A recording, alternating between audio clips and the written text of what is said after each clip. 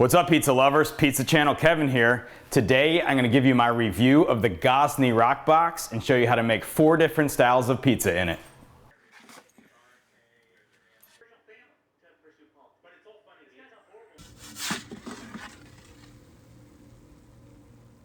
Let me start by saying I love this oven. I've been using portable pizza ovens for 7 years, and I've been active in the online pizza community for a few years as well. And I kept hearing nothing but great things about the Roccbox. So finally I bit the bullet and bought one.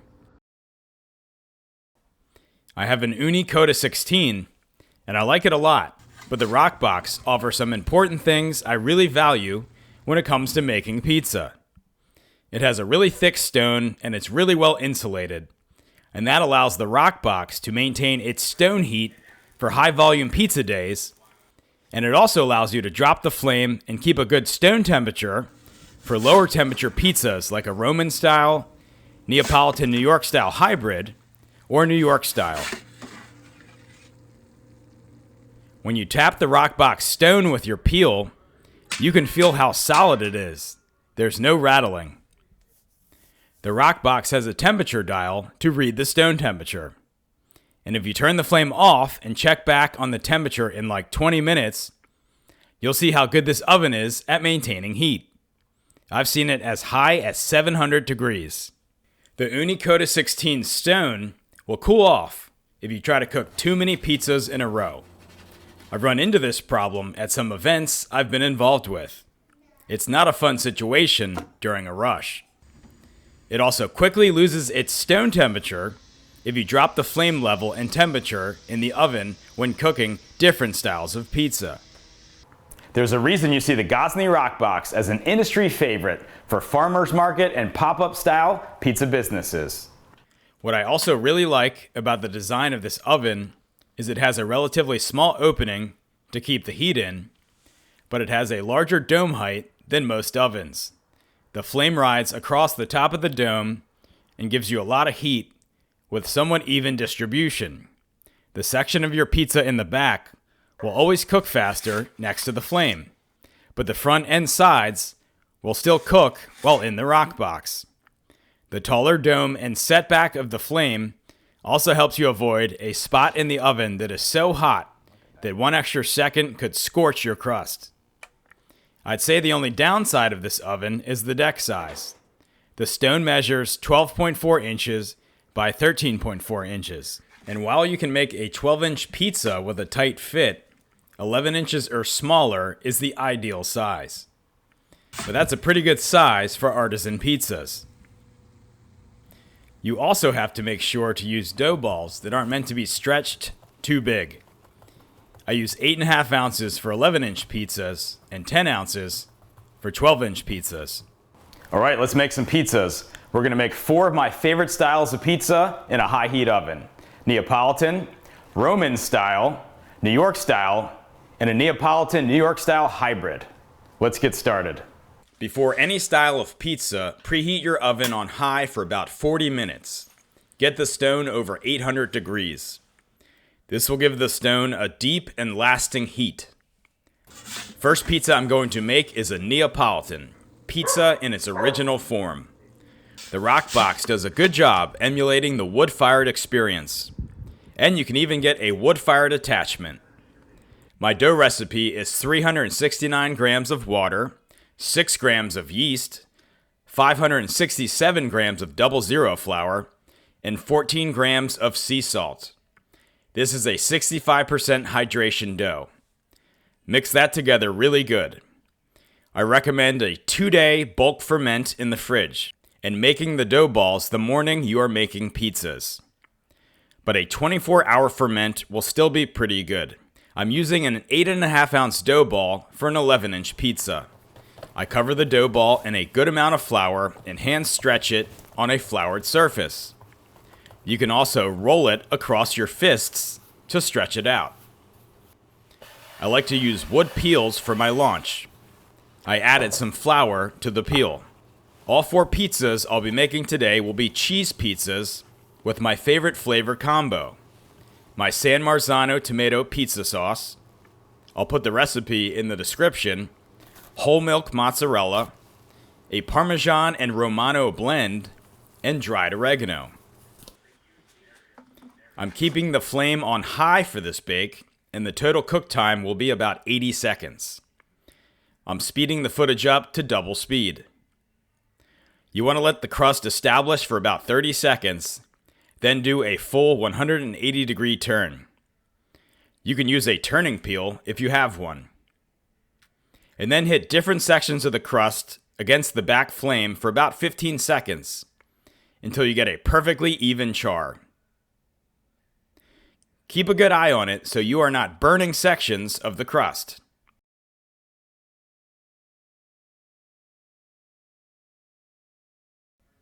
Let's pull it out, and yeah, I like the look of that one. Nice rise in the crust, a little bit of leoparding, nicely browned. The bottom is looking perfect, great crumb structure. All right, let's take a bite.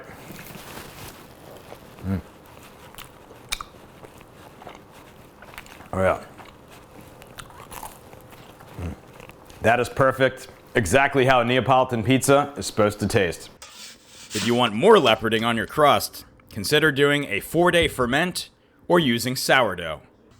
Now I'm going to make my Neapolitan New York hybrid. This gives you a lot of the qualities of a Neapolitan pizza, but a stronger and more durable dough that has a much longer shelf life at a party than a Neapolitan pizza.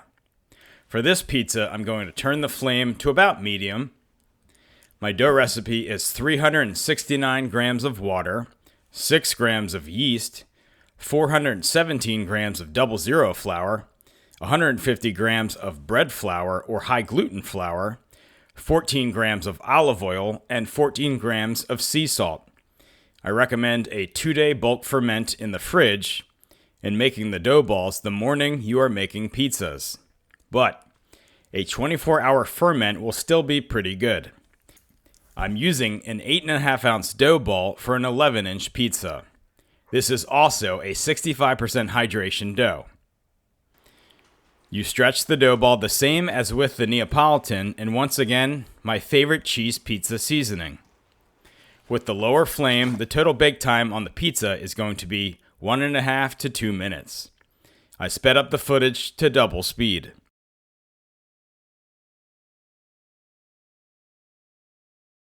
Once again, let the crust establish for the first 30 seconds, rotate 180 degrees, and then keep rotating the pizza every 15 seconds or so to get a nice and even bake.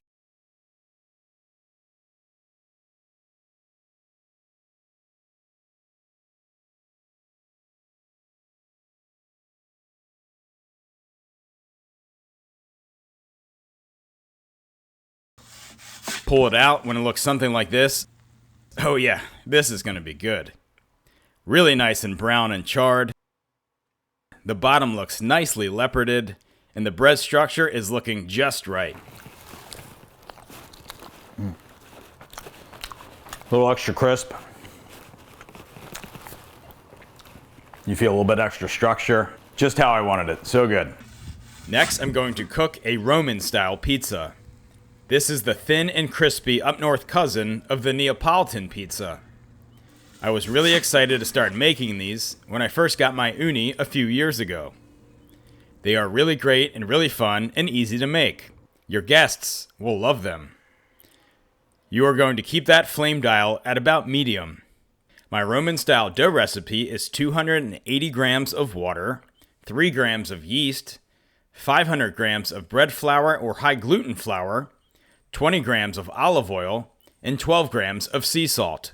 I recommend a 2-day bulk ferment in the fridge and making the dough balls the morning you are making pizzas. But a 24-hour ferment will still be pretty good. I am using a 5.8 ounce dough ball for an 11-inch pizza. This is a 56% hydration dough, which is much lower than usual. Although you have to work the mixture a bit more to form the dough, lower hydration is so easy to use as it's less sticky. It will slide so easily off the peel. We are going to roll the dough ball out to 11 inches. You can clean up the shaping when it's on the peel. I'm using my same cheese pizza ingredients, but I'm going to leave less of a crust line. This pizza is going to cook for about 1.5 minutes. You may be able to stretch that bake time a bit longer to get more char. The footage is once again sped up to 2x. You want to let that crust develop for about 30 seconds, do a 180-degree turn, and then keep spinning to hit different sections of the crust for about 15 seconds each. This pizza is meant to be a bit burnt on the edges of the crust, so don't be afraid to get some good charring.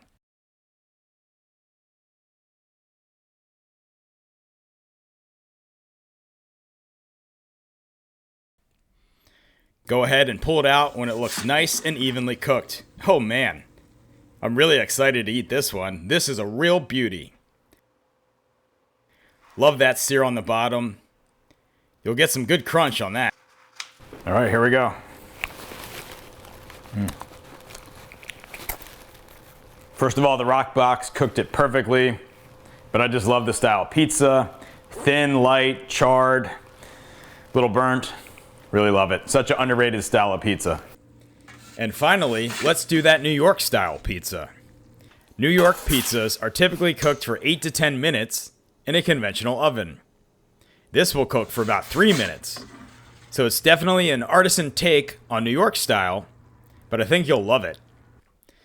Lower that flame to the lowest setting and let that settle for a few minutes before launching. My New York style dough recipe has a bit of a creative spin to it, but it makes some awesome pizzas.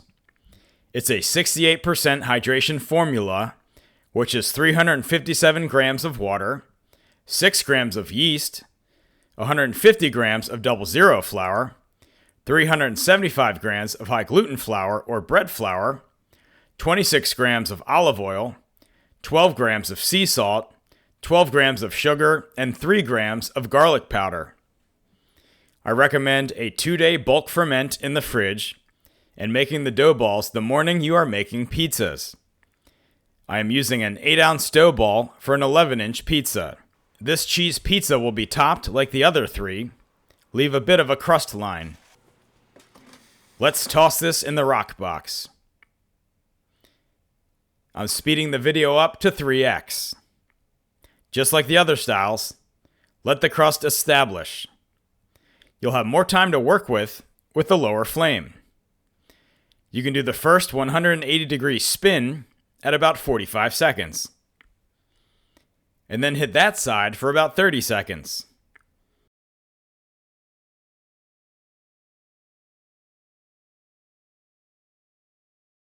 Rotate the pizza around to get that perfect browning and a bit of char evenly throughout the crust.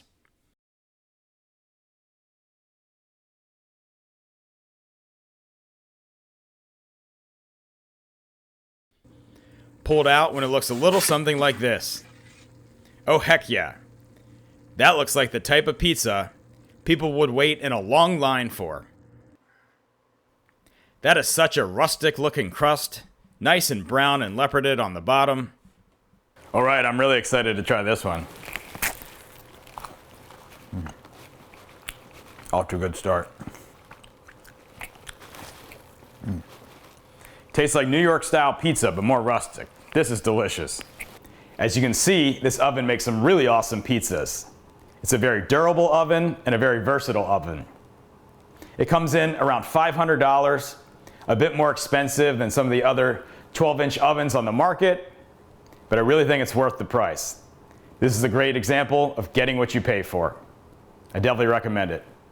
Hit me up in the comment section if you have any questions. Cheers. See you next time. If you found this video helpful, please hit the like button and please subscribe to Pizza Channel for all kinds of great videos on making pizza. If you appreciate our content at Pizza Channel, please consider giving us a super thanks donation. It would help us out a lot. Thanks, pizza lovers.